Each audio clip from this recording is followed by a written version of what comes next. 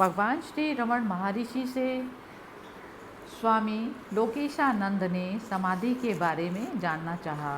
भगवान ने कहा, पहला सत्य के सूत्र को थामे रखना समाधि है।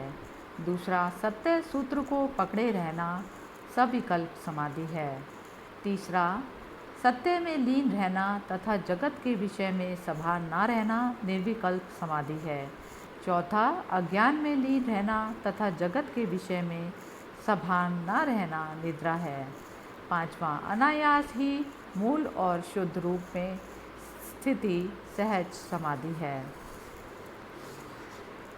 स्वामी लोकेशानंद ने भगवान से पूछा कि क्या समाधि सहज में पाने से पूर्व निर्विकल्प समाधि की अवस्था में जाना अनिवार्य नहीं था।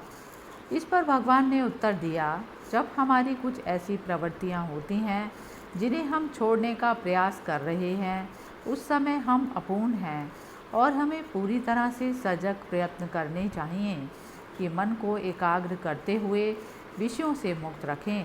इस तरह हमें जो विचारहीन अवस्था मिलती है वही निर्विकल्प समाधि है। जब हम अभ्यास के बल पर सदा उस अवस्था में रहने लगते हैं, बार बार समाधि में आने और जाने का काम नहीं करते, तो वह सहज अवस्था है। सहज अवस्था में व्यक्ति केवल आत्मा व जगत को आत्मा के रूप में ही देखता है। समाधि की प्रकृति का प्रश्न अपने साथ गतिविधि का प्रश्न भी लाता है। समाधि क्या है, इसकी व्यर्थ कल्पना करने या बोध के बारे में जानने का प्रयत्न करने की बजाय इसे पाने का प्रयत्न करना चाहिए।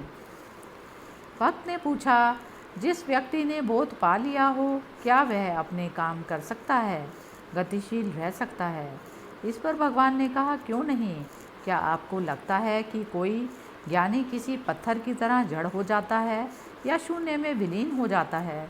भक्त ने कहा, पता नहीं, परंतु कहते हैं कि सारी इंद्रिय गतिविधियों, विचारों व अनुभवों से विरक्ति ही परम अवस्था है। वास्तव में इस अवस्था में गतिविधि का क्षय हो जाता है। भगवान ने कहा, फिर यह गहरी निद्रा से अलग कैसे हुआ? वैसे भी यह अवस्था अगर आती और जाती रहती है तो यह सहज और प्राकृतिक कैसे हुई? यह उस परम आत्मा की अनंत उपस्थिति का प्रतिनिधित्व कैसे कर सकती है जो सारी अवस्थाओं में वास करते हुए उन्हें बनाए रखती है? यह सच है कि ऐसी अवस्था होती है और कुछ लोगों के मामले में उससे गुजरना जरूरी भी हो सकता है। यह जिज्ञासा का स्थायी चरण हो सकता है या मनुष्य के जीवन के अंत तक बना रह सकता है। यह दैवीय इच्छा या मनुष्य का प्रारब्ध हो सकता है, परंतु फिर भी आप उसे परम अवस्था नहीं कह सकते। यदि ऐसा होता तो आप कहते कि न केवल ज्ञानी बल्कि ईश्वर ने भी उस परम अवस्था को नहीं पाया। न केवल आत्मनिष्ठ ज्ञानी सक्रिय होते हैं, बल्कि ईश्वर भी अपनी सर्वोच्च निष्क्रिय अवस्था में नहीं है। वह जगत का संचालन करते हुए इसकी गतिविधियों को निर्देशित करता है। भक्त ने पूछा, तो समाधि है क्या?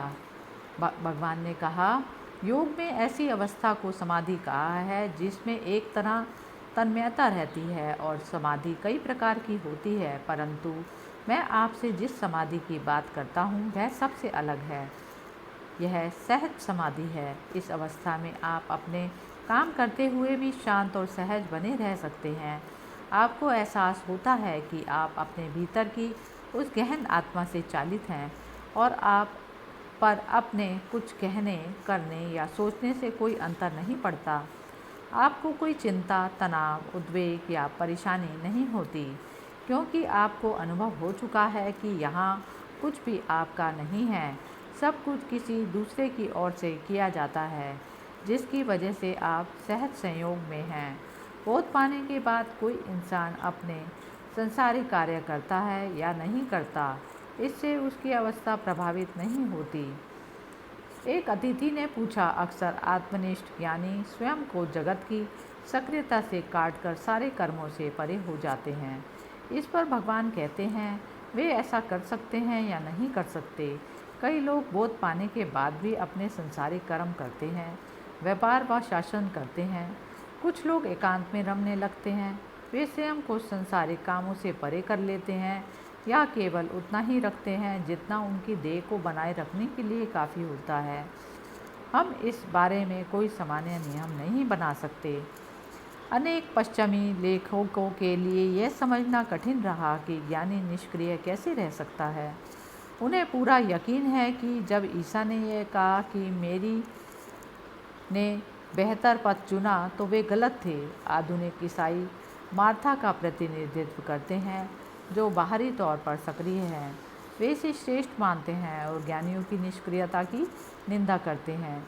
जब एक जिज्ञासु ने पूछा कि अगर उसे बोध हो जाए तो क्या वह दूसरों की मदद कर सकेगा, तो भगवान कहते हैं, हाँ, आप उन्हें इससे बेहतर सहायता नहीं दे सकते। फिर इसके आगे वे कहते हैं, लेकिन वास्तव में कोई अन्य मदद नहीं करता। बौद्ध धर्म में भी इसका विरोधाभास किया गया। हीरक सूत्र में करुणा के बारे में बात करने के बाद बुद्ध कहते हैं कि वास्तव में कोई दूसरे नहीं हैं जिनके प्रति आपने करुणा दिखानी है।